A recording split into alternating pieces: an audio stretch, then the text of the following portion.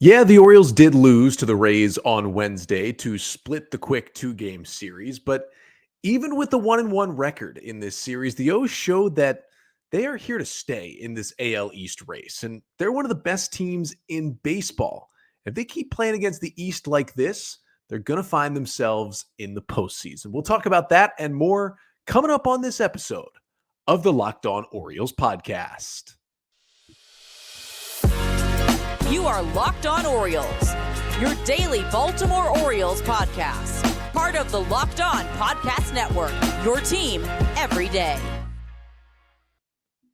Hey there, Orioles fans. Today is Thursday, June 22nd, 2023, and welcome back into the Locked On Orioles podcast, part of the Locked On Podcast Network, your team every day. As always, I'm your host, Connor Newcomb. And coming up on today's episode, we are going to recap the Orioles' 7-2 loss to the Tampa Bay Rays on Wednesday, get you the 5 things you need to know from that one, including a rough inning for Tyler Wells, Cole Irvin pitching out of the bullpen, and why it might be the end of starting shortstop time for Jorge Mateo.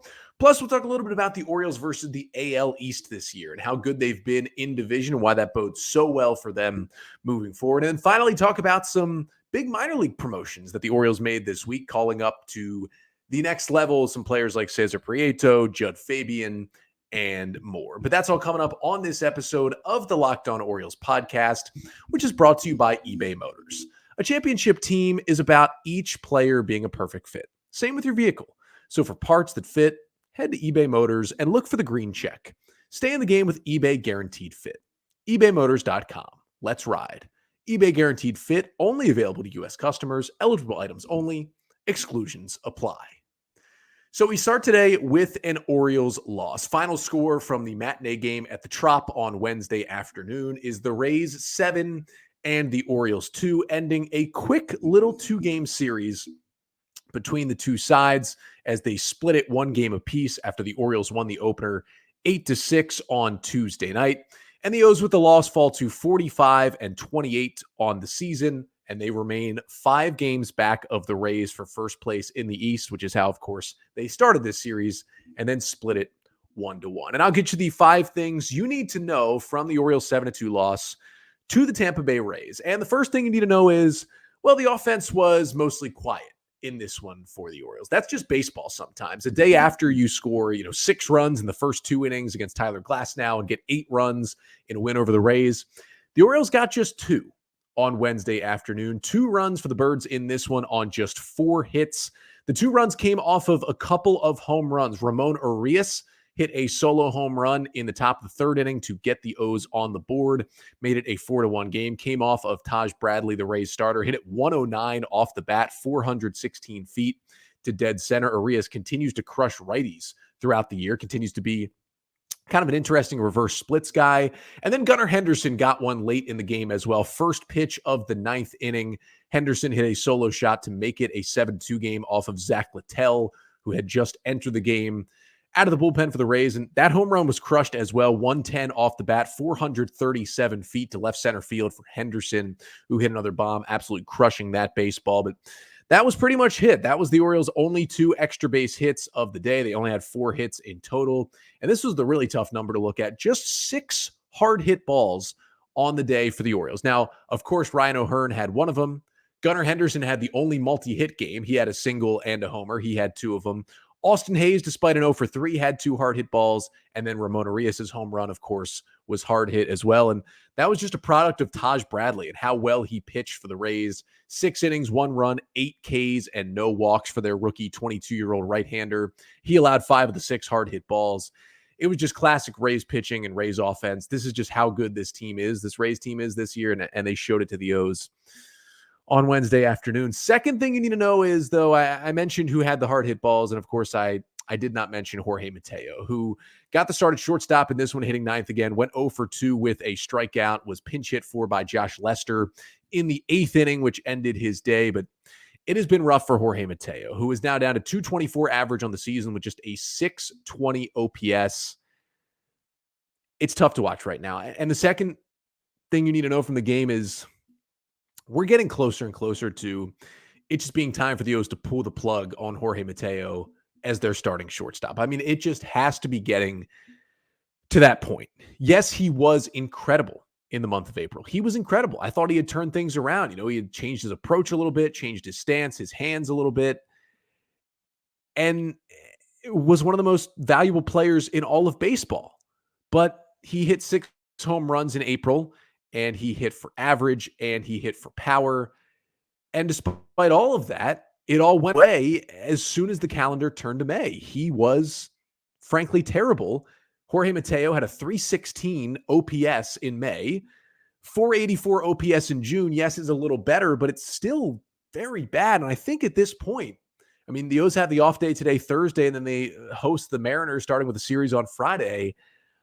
I think you got to start benching him at least against righties. Mateo has still been good against lefties this year, 306 average and a 120 WRC plus against left-handed pitchers. So he's still useful there, still a good defender, still can steal a base when he gets on, but he's just not getting on. That is the huge issue here. You can't say, well, he's going to steal a lot of bases and help your team when he gets to first when he's just not getting to first. And against righties, he's got a 183 average and a 43 WRC plus against right-handed pitching this year. So I still want to roster him because the defense and the base running, and I still want to probably see him in the lineup against left-handed pitching. But against righties, I mean, at this point, against right-handers, especially with Ryan Mountcastle maybe coming back soon, I'd like to see it in terms of around the infield, put Ramon Arias at third base, Gunnar Henderson at shortstop, Adam Frazier at second base, and probably Ryan O'Hearn at first. And then your outfield is Hayes, Hicks for now, and Santander in right. And then when Mountcastle gets back, he's probably maybe switching off with O'Hearn, first base and DH. Maybe when Mullins gets back, then you can put Hicks in right field and you can DH Santander.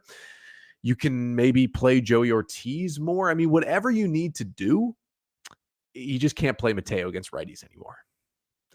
Third thing you need to know from this one is that Tyler Wells had the worst inning of the season in the second inning when the Rays scored 4 runs, and it was really the big moment of this game when the Rays got 4 in the second. Now, the second inning started like some innings have started for Tyler Wells this season. Got a 0 in the first, came back out there, and Randy Arozarena homered off him. Hit a shot to left field. Then they hit back-to-back homers as Isaac Paredes hit a homer, but Paredes' home run was a Mickey Mouse Tampa Bay Trop home run. It would only be a homer in 5 of 30 ballparks. It went just over that shortened wall down the left field line, hit it only 339 feet, but it was a homer to make it 2-0. Now, Wells has given up home runs this year. Okay, it just happens. He's given up 18 homers. Luckily for Wells, 12 of them now have been solo shots, and the other 6 have been 2-run shots. Has not given up a 3-run homer or a grand slam all season. That's because he limits base runners. He doesn't walk a lot of guys. He doesn't allow a lot of hits. You know, for a while there, he had the lowest whip in baseball. His 3 walks on Wednesday were really surprising. His final line, 5 innings, 4 runs, 2 earned on 4 hits, 6 Ks, 3 walks, and 2 homers on 95 pitches. I mean, he only allowed 4 hard hit balls. ERA did jump to 3.22 on the season. But I saw a lot of people just really concerned about the amount of homers. I don't think it's concerning at all. I mean, yeah, it stinks that his home run to fly ball rate is that high and that he's giving up as many home runs as he is. He's given up some of the most homers in the year with 18, and he is on pace to have a 30-plus homer season. But Nathan Ruiz of the Baltimore Sun tweeted out a good stat on Wednesday during the game. Tyler Wells has a sub-1 whip, and he's on pace to give up 30 home runs. 5 pitchers have allowed 30 home runs or more with a sub 1.00 whip in the same season. 4 of them won the Cy Young Award. Justin Verlander in 2019, Max Scherzer in 2016, Denny McLain in 1968, and Don Newcomb in 1956. Pitchers have had success, especially lately in baseball, giving up a lot of home runs. A couple years ago, the leader in home runs allowed in the American League was Garrett Cole. That was one of the years where he finished top 5 in AL Cy Young. Like, this happens a lot. Scherzer, Verlander, Cole, all these guys have given up a lot of homers lately, but they keep them to solo shots and 2-run homers, and they don't allow a lot of other base runners. They get strikeouts, and they get out of innings. That is what Tyler Wells is doing. And yes, he had a rough second inning, but it didn't just end with the back-to-back homers. Wells himself made 2 separate errors in that inning. So 2 of the runs were unearned, but I argue those should be earned when the pitcher makes both the errors. He was really struggling fielding, but he got out of the inning, posted a scoreless third, scoreless fourth, scoreless fifth, and the pitch count was at 95, so he had to come out, but he kept the O's in the game after by far his worst inning of the year, and I liked that he bounced back. And again, the home runs to me, they're not a problem, because if they're solo shots and he's still getting through games, he's still a very reliable pitcher. Fourth thing you need to know from the Orioles loss is that after Tyler Wells, once again, the Orioles' other middle relief options just did not do the job. Those guys were Logan Gillespie and Keegan Aiken. Now, between the 2 games at the Trop, the only guys who were in the Orioles bullpen who did not pitch, or the only guy who was in the O's bullpen who did not pitch, was CNL Perez. He was the only one they did not use. Logan Gillespie, who was just recalled, started the 6th inning with the O's down 4-1. He went hit, walk, ground out, came out of the game. Keegan Aiken came in, got the O's out of a 1st and 3rd 1-out jam, but then, well, he allowed a few hits, and he gave up 2 runs in the 7th inning and was charged with 2 runs over an inning and 2/3. And after Baker and Baumann and Coulombe a little bit struggled Tuesday, and then Gillespie and Aiken struggled on Wednesday, after Aiken had been pretty good over his last few outings, you're just still left kind of thinking, what do the O's do with middle relief? It is still a great question at this point. And the 5th and final thing you need to know from Wednesday's loss for the Orioles is that Cole Irvin also pitched in relief in this game. And it was interesting to see, because if the O's would have kept up their regular rotation, they hadn't named any starters for this weekend series against the Mariners, but Irvin would have been in line to start Friday against Seattle. But he comes out of the bullpen, allows a run on 2 hits with 2 Ks and a walk in the 8th inning of this game, allows 1 hard hit ball, throws 26 pitches. And when he came out there, I thought, oh, well, the O's do have the 2 off days this week, Monday and Thursday, so they can probably revamp the rotation, and they're going to take Cole Irvin out of the rotation for now. However, Brandon Hyde did say right after the game that, Irvin is still, he thinks, going to start over the next few days. He just wanted him to get an inning of work. This might have been a day for a side session anyway, so he throws 26 pitches in 1 inning. But then the Orioles named their first 2 starters of the Seattle series, and it's going to be Kyle Gibson on Friday and Dean Kramer on Saturday. So it's really interesting, because it would have been Irvin. Hyde said he's going to start one of the next few days, but they named Gibson and Kramer. Now, neither of those guys are pitching on short rest. They're just able to skip Irvin for now because of the off days on Monday and on Thursday. So Kyle Gibson will start Friday. He last started on Saturday. So actually Gibson is still getting an extra day of rest, and they're moving up the rotation. That's how many off days the Orioles have had recently. Dean Kramer started Sunday, then will start Saturday. Again, that's still an extra day of rest for Kramer. So then you have Sunday, and the Orioles are still TBD for Sunday. Now, because Brandon Hyde said he thinks Irvin will start over the next few days, you would think it would be Cole Irvin on Sunday, but they actually still could use Kyle Bradish on Sunday because he pitched on Tuesday. So Sunday would be regular rest, and they could just skip Irvin altogether if they wanted to. Then they could even use Tyler Wells on Monday because he started Wednesday. That would be regular rest. And then they would need a starter again on Tuesday because Gibson can't pitch Friday, and then again on Tuesday. So at worst, they could push it all the way back to Tuesday.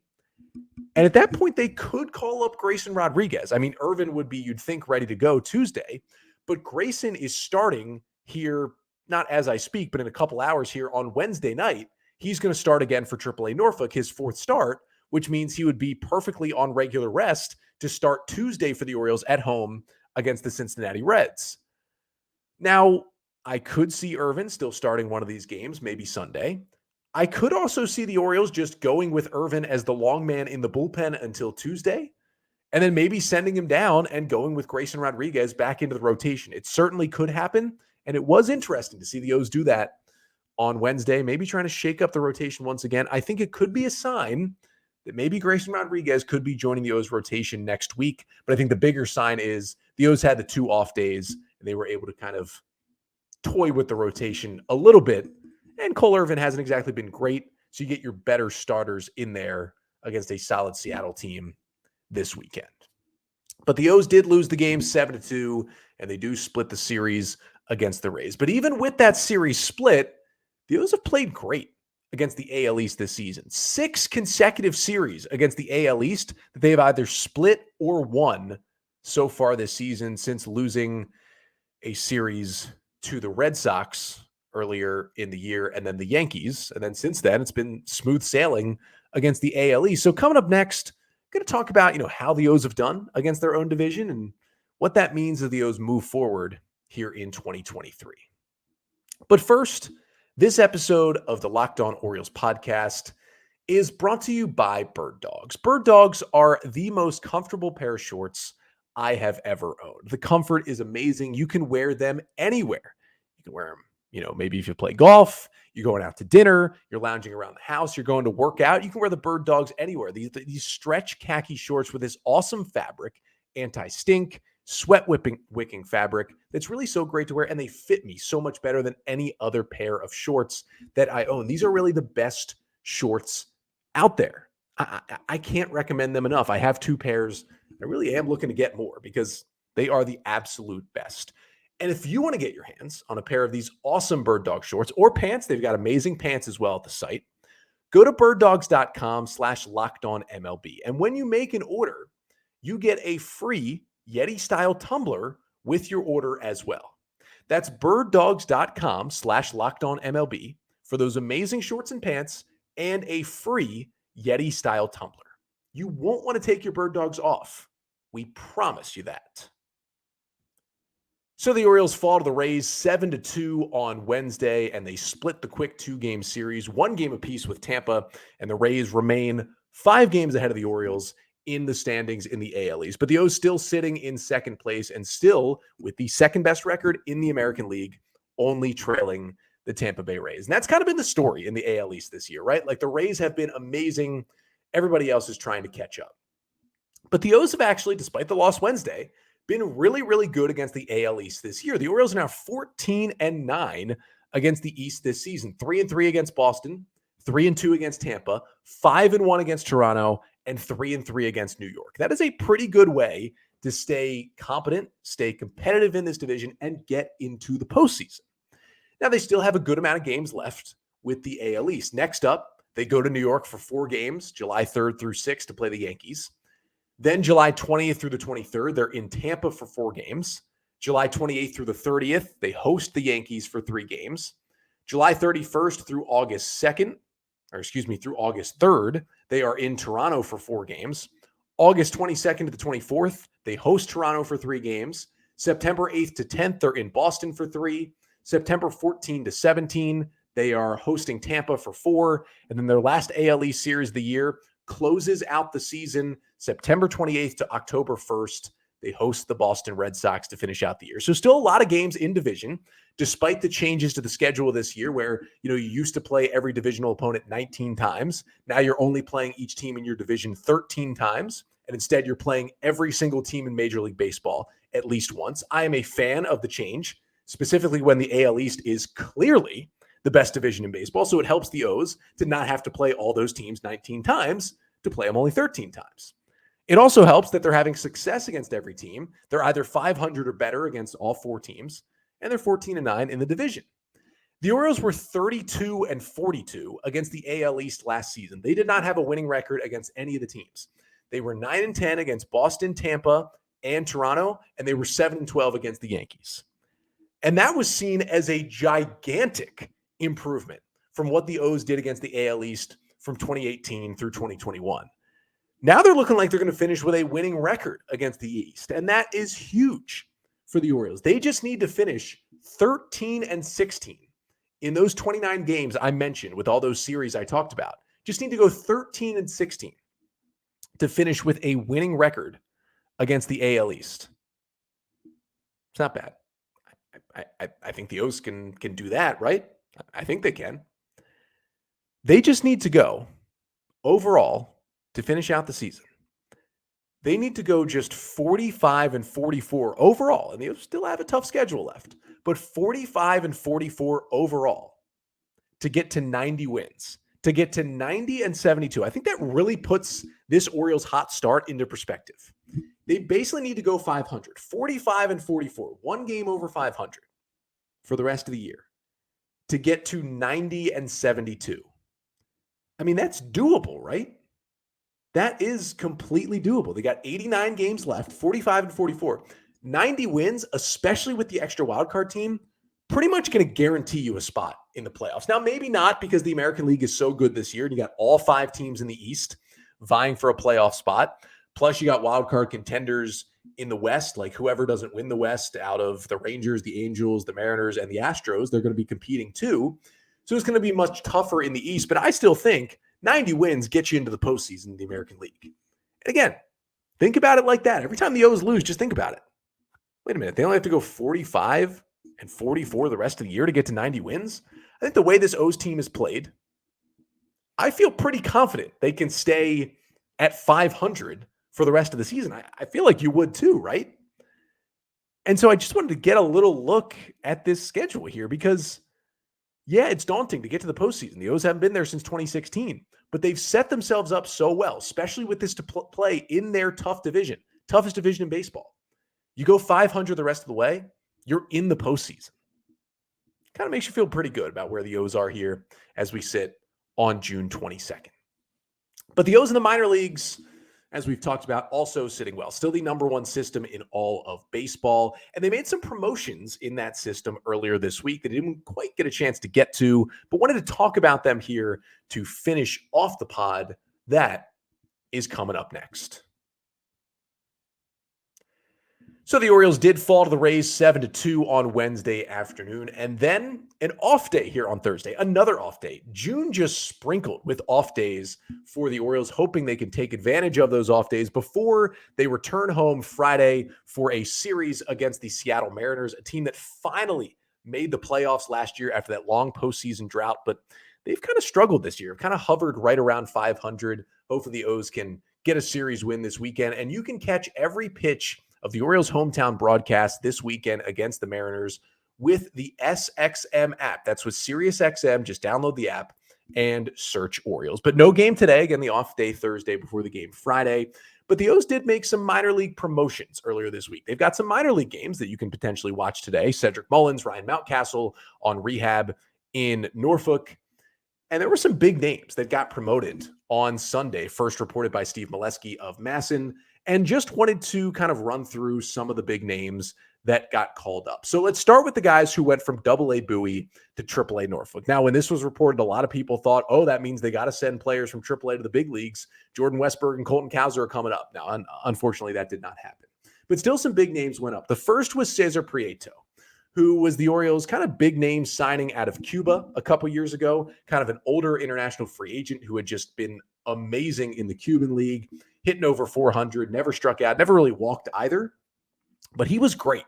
I mean, he was absolutely great in Bowie this year. In about 250 plate appearances in AA, Prieto had slashed 364, 406, 476, doing what he did in Cuba, 6% walk rate, 7% strikeout rate, and hitting over 360. It's kind of an interesting player. It's kind of a Luis Arraez comp, as Arraez chases the 400 average with the Marlins this year. And he's still, only 4 home runs, but still a 141 WRC plus is a very, very, very productive hitter despite having lower power, not super high on base when you compare it to his average, but he just gets hits. And that's fun to watch. He was joined by Justin Armbruster, the right-handed pitcher who the Orioles got a couple years ago after the draft. 62 innings for Armbruster, who is a 2021 draft pick, 2.47 ERA for the big righty. Just a 17% strikeout rate is way down from last year, but also a 7% walk rate is down as well. He's just been getting out after out, and we should see him later this week in AAA. And then they were joined by Wanderson Charles, who's a right-handed reliever who the Orioles signed to a minor league deal this offseason. 15 1/3 innings in Bowie, 2.35 ERA, 26 strikeouts to just 5 walks. He might have the stuff to get to the bigs, if not this year, maybe next year with the O's. They really like his high-velocity fastball, and he finally figured out the command a little better in Bowie, and that's why he is in AAA Norfolk. Then down to the next level, guys who went from high A Aberdeen and were promoted to AA Bowie. We start with Jud Fabian, who was a high draft pick for the Orioles in 2022, the outfielder out of Florida, who the O's were planning to draft in 2021, didn't get a chance to, never signed with the Red Sox, went back to Florida, and the O's scooped him up after the 3rd round in 2022. In about 250 plate appearances for him, he hit 281, .392 on base, .490 slugging, 9 homers, a .141 WRC plus, plays an amazing defensive outfield in all 3 positions. He's an exciting player, and now we really get to see what he can do at the AA level. Alex Pham also followed him up from high A to AA. Pham, a right-hander who the O's took in the 19th round. 19th round of the draft. That's kind of a late pick out of the University of San Francisco. But 51 1/3 innings in high A, 2.45 ERA, a 37% strikeout rate. Alex Pham has been ridiculous to a 12% walk rate. Now, again, the real test is AA.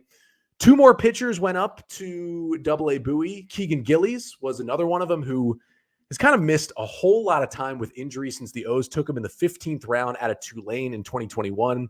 But a big, tall, 6'8" right-hander, throws in the upper 90s, has some wipeout breaking stuff. In 16 2/3 innings in Aberdeen this year, allowed just 1 run, struck out 27 batters and walked 4. Yeah, it was time for him to get to Bowie and see what he can do. And then also Jean Pinto finally made his way to AA Bowie, who the Orioles acquired along with Garrett Stallings in the Jose Iglesias trade from the Angels a couple years ago. Pinto in 50 innings in Aberdeen this year, 2.86 ERA. Very high strikeout rate, 34%, very low walk rate at 9%. Fun to watch him throw those breaking balls up there. And we'll get to see him pitch in Bowie now. And really then the last name that got promoted went from low A Delmarva to high A Aberdeen. And that was Juan Nunez, the right-handed pitcher who was one of the 4 pitchers who the Orioles acquired from the Twins in the Jorge Lopez trade at the deadline last year. And Nunez was great in low A Delmarva, earned this call-up, 55 innings for the Shorebirds, 3.93 ERA, 31% strikeout rate to an 11% walk rate. And we'll see what he can do for the Aberdeen Ironbirds. There were a couple more promotions. Some guys went from the FCL to low A Delmarva, including Zach Showalter, who was kind of an interesting Orioles 11th round pick last year out of high school. Big fastball, really, really good sweeping slider. Another guy was Rolfie Cruz, got called up, had some really interesting numbers, just kind of out of nowhere at 20 years old in the FCL. He's an infielder who got called up to Delmarva, made actually a kind of started out bad and then good defensive play to end the Shorebirds win on Tuesday night. Posted that on the Locked On Orioles Twitter page. But yeah, you love to see promotions. It means guys in the system are getting closer to the big leagues. And again, not all these guys are going to debut as Orioles. The numbers just don't add up. And some of these guys are going to get traded for major league talent, but it's always good to see them playing well because it means one of 2 good things. Number 1, they help the Orioles at some point down the road being a good baseball player. Or number 2, they help the Orioles by being traded to another team for a good big league player. Either way, helps the Orioles when the system is also doing well. But that'll do it for today's episode. Thank you so much for tuning in. Again, the Orioles are off today here on Thursday as they come back home to take on the Mariners, but I will not be off tomorrow. One more episode to finish out the week on the pod. We're going to answer a few more mailbag questions on tomorrow's episode that we didn't get to earlier in the week on Tuesday's mailbag episode. And then we'll also preview the upcoming weekend series between the Orioles and the Seattle Mariners. But that's all coming up on tomorrow's episode. Until then, I'm Connor Newcomb, and this has been the Locked On Orioles podcast, part of the Locked On Podcast Network. Your team every day.